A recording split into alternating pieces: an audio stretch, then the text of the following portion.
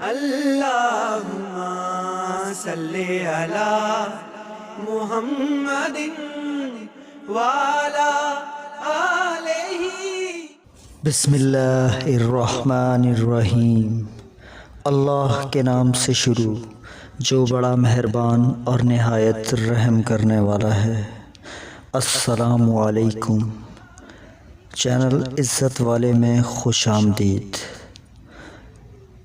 آج کا قصہ نبی اکرم صلی اللہ علیہ وسلم کو بچپن ہی میں نبوت کی خوشخبری کیسے ملی۔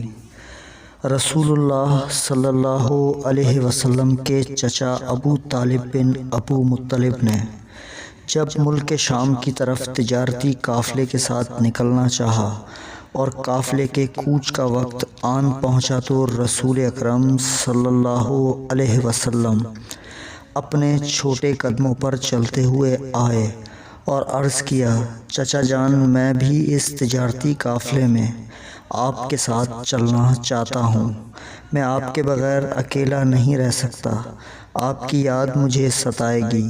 اور پھر ابو طالب کی اونٹنی کی نکیل پکڑ کر اپنی پیار بھری آواز میں کہنے لگے، چچا جان آخر آپ مجھے کس کے حوالے کر کے سفر پر جا رہے ہیں؟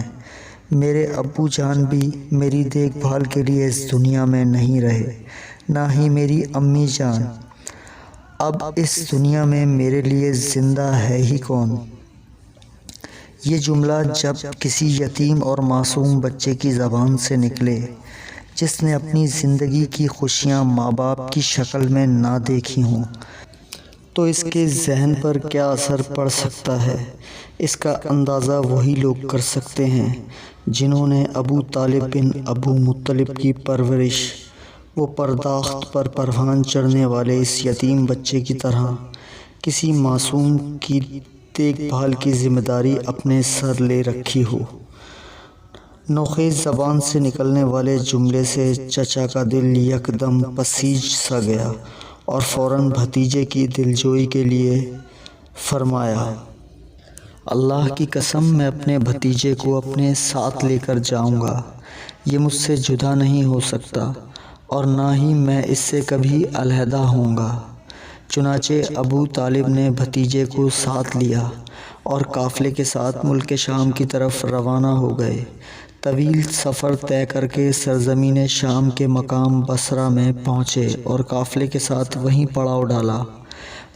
وہاں کے گرجا گھر میں ایک پادری رہا کرتا تھا جس کا نام بحیرہ تھا۔ عیسائیوں کے دعوے کے مطابق وہ دین مسیح کا سب سے بڑا عالم تھا اور یہی ان کا عقیدہ بھی ہے کہ جو بھی پادری بنتا ہے وہ اپنے پیشوا سے موروثی علم حاصل کرتا اور وہی مذہبی رہنمائی بھی کرتا ہے۔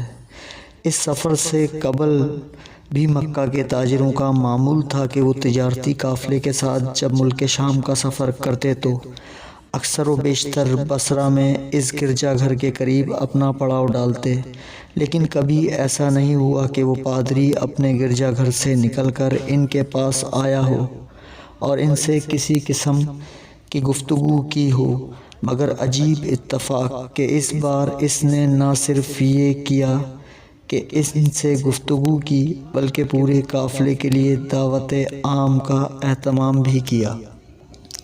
سیرت نگاروں کا کہنا ہے کہ پادری کی اس دعوت کا راز دراصل رسول اکرم صلی اللہ علیہ وسلم پر ظاہر ہونے والی نبوت کی نشانی تھی جسے پادری نے دیکھ لیا تھا۔ بات دراصل یہ تھی کہ جب قافلہ دور دراز کا طویل سفر طے کر کے بصرہ کے گرجا گھر کے قریب پہنچا تو اس پادری نے قافلے کے اوپر ایک بادل دیکھا جو سارے لوگوں کو چھوڑ کر ایک چھوٹے سے بچے پر اپنا سایہ کیے ہوئے تھا۔ جب قافلے نے گرجا گھر کے قریب ایک درخت کے نیچے پڑاؤ ڈالا تو بادل نے درخت پر اپنا سایہ پھیلا دیا اور درخت کی ڈالیوں نے رسول اکرم صلی اللہ علیہ وسلم کی طرف جھک کر ان کو اپنی چھاؤں میں لے لیا۔ یہ سارا منظر پادری اپنے گرجا گھر سے دیکھ رہا تھا۔ وہ فوراً گرجا گھر سے باہر نکل کر آیا اور قافلے والوں کے لیے ایک بھاری دعوت کا بندوبست کیا۔ جب کھانا تیار ہو گیا تو قافلے والوں کے پاس یہ کہہ کر دعوت بھیجی، اے قافلہ قریش، میں نے تمہارے لیے دعوت طعام کا انتظام کیا ہے۔ میری خواہش ہے کہ تم سب لوگ میری دعوت میں شرکت کرو، چھوٹا بڑا، غلام اور آزاد سبھی شریک ہوں۔ قافلے والوں میں سے ایک شخص نے کہا، اللہ کی قسم اے بحیرہ، آج تو نے خلاف معمول کام کیا ہے، ضرور کوئی بات ہے۔ اس دعوت کا اہتمام تو نے پہلے کبھی نہیں کیا، جبکہ اکثر و بیشتر ہمارا قافلہ یہاں سے گزرتا ہے، پھر آخر آج کیا بات ہے؟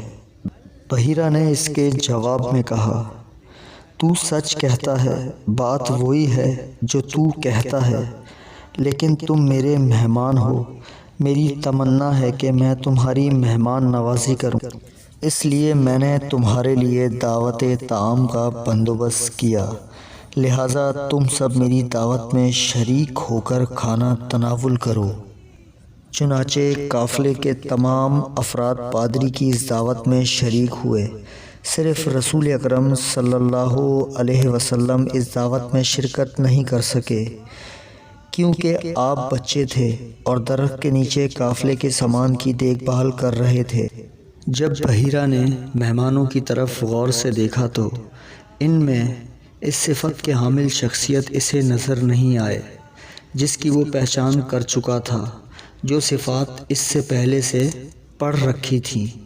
چنانچہ اس نے کہا، اے قافلہ قریش، تم میں سے ہرگز کوئی بھی ایسا نہ رہے کہ جس نے میری دعوت میں شرکت نہ کی ہو۔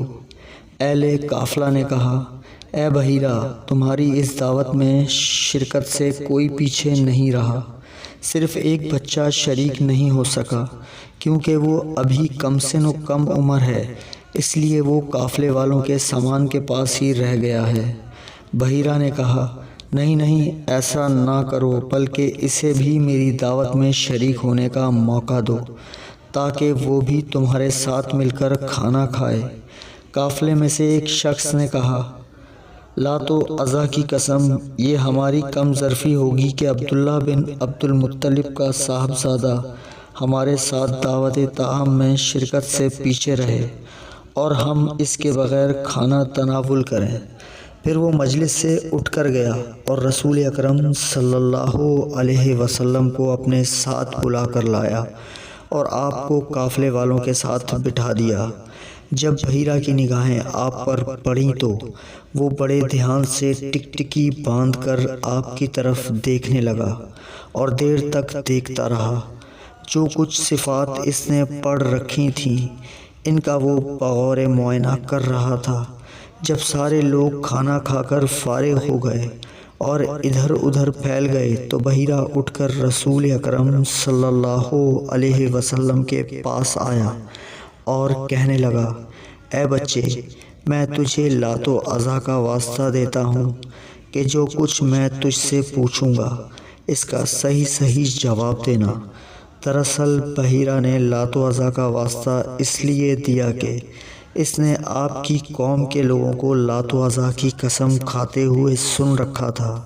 ابن اسحاق کے راجی قول کے مطابق پادری نے آپ سے جو لات و عزا کا واسطہ دے کر پوچھا تھا وہ بطور امتحان تھا، کیونکہ وہ صحیح طور سے آپ کی شخصیت کا اندازہ کرنا چاہتا تھا۔ غرض پادری بحیرہ کی بات یہ سن کر رسول اکرم صلی اللہ علیہ وسلم فوراً اس کی گرفت فرمائی اور کہا، مجھے لات و عزا کا واسطہ دے کر کوئی بات مت پوچھو، اللہ کی قسم ان دونوں معبودان باطل سے زیادہ میں نے کسی چیز سے بغض و نفرت نہیں کی۔ بحیرہ نے کہا، پھر میں اللہ کی قسم دے کر کہتا ہوں کہ تجھ سے میں جو کچھ پوچھوں گا اس کا جواب دینا۔ رسول اکرم محمد مصطفیٰ صلی اللہ علیہ وسلم نے فرمایا، جو چاہو پوچھو۔ اس کے بعد پادری بحیرہ نے آپ سے آپ کے سونے جاگنے اور دیگر حالات کے بارے میں سوالات کیے اور آپ نے اس کو اپنے بارے میں سب کچھ بتایا۔ آپ کے جوابات سن کر پادری بحیرہ نے سارے اوصاف اپنے مطالعہ اور مشاہدے کے موافق پائے جو کچھ اس نے پڑھ رکھے تھے یا آپ کے متعلق اپنے پیشواؤں سے سن رکھے تھے۔ پھر اس نے آپ کی پیٹھ پر دونوں مونڈوں کے درمیان مہر نبوت بھی دیکھی۔ پادری بحیرہ یہ سب سننے کے بعد رسول اکرم صلی اللہ علیہ وسلم کے چچا ابو طالب بن عبد المطلب کے پاس آیا اور پوچھا، یہ بچہ آپ کا کیا لگتا ہے؟ ابو طالب نے جواب دیا، یہ بچہ میرا ہے۔ پادری بحیرہ نے کہا، یہ آپ کا بیٹا نہیں ہو سکتا اور نہ ہی اس کا باپ زندہ ہو سکتا ہے۔ ابو طالب نے بتایا، دراصل یہ میرے بھائی کا لخت جگر ہے۔ پادری بحیرہ نے پوچھا، اس کے والد کے متعلق بتائیں۔ ابو طالب نے بتایا، اس کے والد کا انتقال اس وقت ہو گیا جب کہ یہ شکم مادر میں تھا۔ پادری بحیرہ نے کہا، آپ نے سچ فرمایا۔ اب آپ اس بچے کو لے کر پہلی فرصت میں اپنے وطن کو لوٹ جائیں اور یہودیوں سے ہوشیار رہیں۔ اللہ کی قسم، اگر یہودی اس بچے کو دیکھیں گے، جو کچھ میں نے نبوت کی نشانیاں اس میں دیکھی ہیں وہ بھی دیکھ لیں گے تو اس کے ساتھ ناروا سلوک کریں گے اور ظلم ڈھائیں گے، کیونکہ مستقبل میں آپ کے اس بچے کی ایک عظیم شان ہونے والی ہے۔ اس لیے آپ جلدی سے جلدی اسے اس کے وطن لے کر چلے جائیں۔ ابو طالب نے جب بحیرہ راہب کی یہ بات سنی تو وہ ملک شام میں اپنی تجارتی قافلے کے کاروبار سے فراغت پاتے ہی فوراً اپنے وطن روانہ ہو گئے اور رسول اکرم صلی اللہ علیہ وسلم کو مکہ مکرمہ لے کر پہنچ گئے۔ رسول اکرم صلی اللہ علیہ وسلم کی عمر اس وقت تقریباً 12 سال تھی۔ اس قصے کے ساتھ راجہ شہزاد رفیق اور سید مرشد علی شاہ آپ سے اجازت چاہتے ہیں۔ اللہ حافظ۔